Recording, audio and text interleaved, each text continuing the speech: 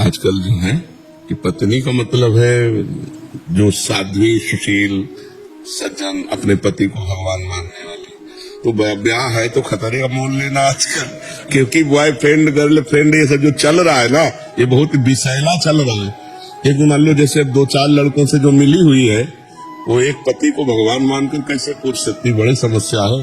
पर ऐसा नहीं है, जैसे दुराचारियों के बीच में सदाचारी भी रहते हैं, ऐसे सदाचारिणी भी हैं। एक से एक बहुत पवित्र लड़कियां हैं जो अपने जीवन को पवित्र रखे, पर है बहुत कठिन, पवित्र मिलना बहुत कठिन, क्योंकि अपने लोग पवित्र आचरण विहीन हो रहे हैं, तो अपने को पवित्र की आशा कैसे हो सकती है? घर वाले भी जबरदस्ती करते हैं कि करो, ये इकलौता मतलब वंश बढ़ाओ, मतलब आप घर में तो संतान उत्पन्न करके वंश उत्पन्न करना, भगवान से मनाओ। जैसे करदम जी ने 10,000 वर्ष तक तपस्या की, भगवान से कहा मुझे पत्नी चाहिए, तो देवहूति जैसी पत्नी मिली। तो 10,000 ना सही तो साल भर सही साल भर कुछ अन्न कम पाओ, शंकर जी की उपासना करो, महाराज हमें पत्नी दे दो। भगवान शंकर की आराधना करो कि हमें देवी जी की आराधना करो, तो कोई हो कि सुशील सज्जन मिल जाए। होती बहुत कम है बहुत कम। पर भगवान ने कहीं ना कहीं अगर ब्याह है तुम्हारे भाग्य में तो लिखा ही होगा, कहीं ना कहीं तैयार हो रही होगी वो भी आपकी वाणी ऐसा हो श्री जी की इच्छा समझ के ही बस चलता रहे कि बस अब जैसी उनकी इच्छा। हाँ बिल्कुल बिल्कुल। बकाया आपका जो प्रश्न है बहुत गंभीर प्रश्न है कि आज सुशील बच्चों को सुशील बच्ची मिलना या सुशील बच्चियों को सुशील बच्चे मिलना बहुत दुर्लभ बात हो गई, क्योंकि स्कूलों में नए नए बच्चे जो थोड़ा अच्छे, वो भी मतलब भ्रष्ट मार्ग में जा रहे हैं, जैसे नशा करना, गर्लफ्रेंड बॉयफ्रेंड बनाकर बेविचार करना, ये सब बहुत गंदी बातें हो रही है हमारे देश में। पहले हमारे समय में तो था ही नहीं, गर्लफ्रेंड बॉयफ्रेंड था ही नहीं, सिस्टम ही नहीं था, गंदी भावनाएं नहीं थी। अभी जब से मोबाइल चला ना, तब से गंदी भावना का बच्चों में सृजन हो गया, गंदी गंदी बातें। अब तो लिव इन रिलेशन भी चल गया है, वो तो और भी बुरा है महाराज जी। बिल्कुल बिल्कुल नहीं, ये हमारी भारतीय पद्धति नहीं। ये कलयुग का अंतिम चरण है बोलिए। अभी तो प्रथम चरण है, 4,32,000 वर्ष का है, जिसमें अभी 5,000 के ऊपर हुआ है, अभी तो 32 पूरे नहीं हुए। अरे भा भ्रष्टाचारा सब संसारा धर्म सुने नहीं काना, कलिकाल बिहाल की मनुजा नहीं माने को अनुजा तनुजा। ऐसा मतलब समय कलिकाल का आएगा, कहां से कौन से क्या क्या चरित्र है, वह कैसे, मतलब उसकी व्याख्या कैसे करें।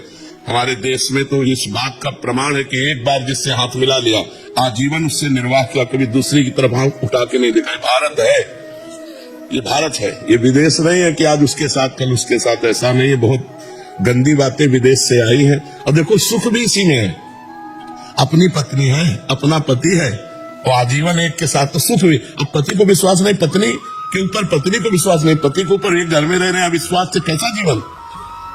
तो आज का समय बहुत विचित्र है, बहुत विचित्र है। भगवान बचावे किसी को चरित्रवान पति मिल जाए या चरित्रवान पत्नी मिल जाए तो बड़ी कृपा समझो भगवान के। तो आजकल देखो सब चरित्र विहीन हो रहे हैं, नए नए बच्चे विशेष।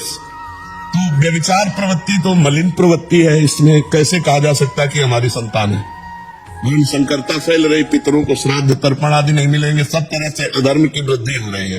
हमें लगता है सुधार करो भाई, जो सुन रहे हो अपने चरित्र को पवित्र रखो, अपने जीवन को महान बनाओ। इस सब गंदी बातों से कोई महान नहीं बनता है।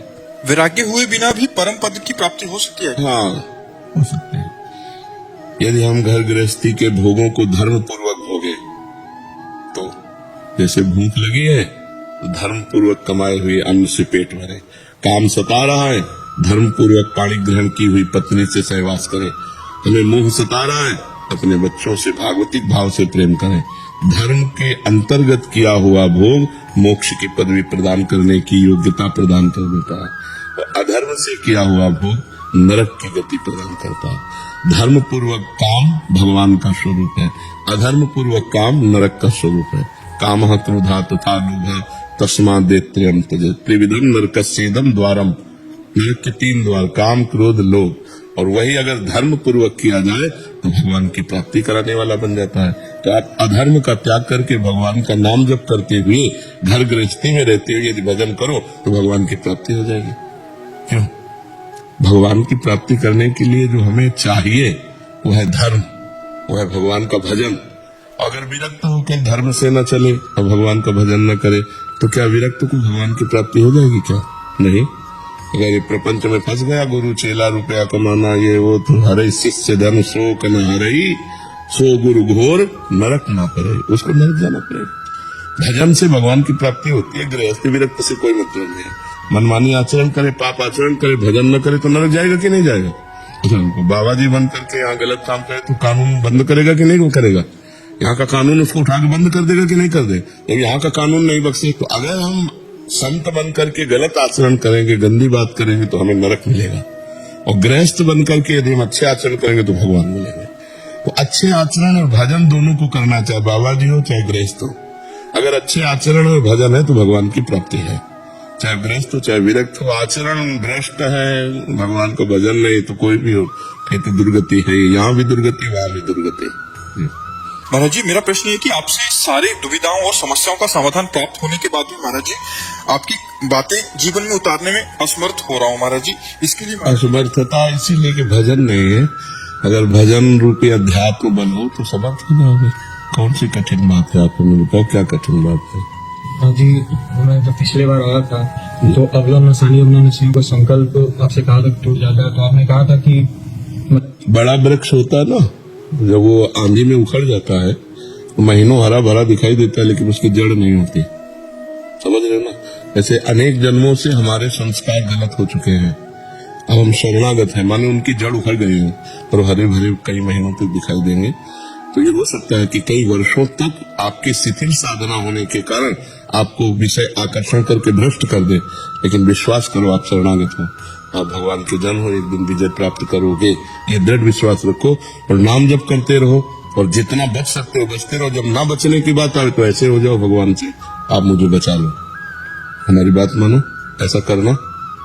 जहां कहीं गलत हो रहा हो तुम्हारे जीवन में और तुम अपने को न रोक पा रहे हो, वहां से हाथ उठा दो, हे भगवान आप देखना, अब आप संभाल लेना, मेरी सामर्थ्य नहीं है, मुझे आपकी माया प्रचंड है, घसीटती जा रही, मैं गलत जा रहा हूँ प्रभु, मैं जान रहा हूँ कि मैं गलत हूँ, लेकिन मैं नहीं रुक पा रहा हूँ प्रभु, हम पर वो जरूर बल देंगे, वो कोई ऐसा रास्ता बना देंगे कि आप निकल जाओगे।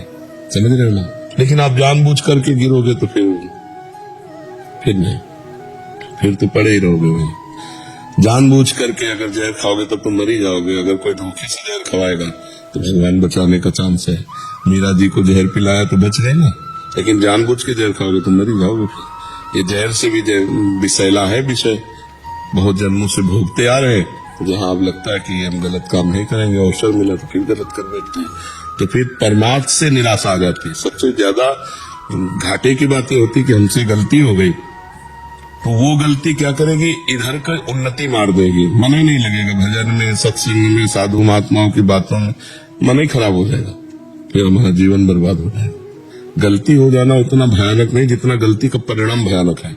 हमारे अंदर उत्साह ही खत्म कर देता है भजन का, यार क्या इतने महीने से कर रहे हैं, भ्रष्ट हो गए, अब क्या होगा, यही कर देता है, वो अध्यात्म से हीन बना देता है। तो हमें लगता है बचने की कोशिश करो, मनुष्य जीवन बड़ा दुर्लभ है, इसी जन्म में भगवत प्राप्ति हो जाए। जहां गिरने को, हमारी एक एक बात पकड़ लो, जहां गिरने के चांस हो आप संभल ना सकते हो, वहां से हो जाना, अंदर से भगवान वो तुरंत संभाल लेंगे। गिरोगे तो उनकी गोद में गिरोगे। जन गुण प्रभु मान न काऊ, दीन बंधु अति मृदुल स्वभाव। बहुत दीन बंधु करुणा में भगवान है, अपने जन के अपराध गिनते ही नहीं।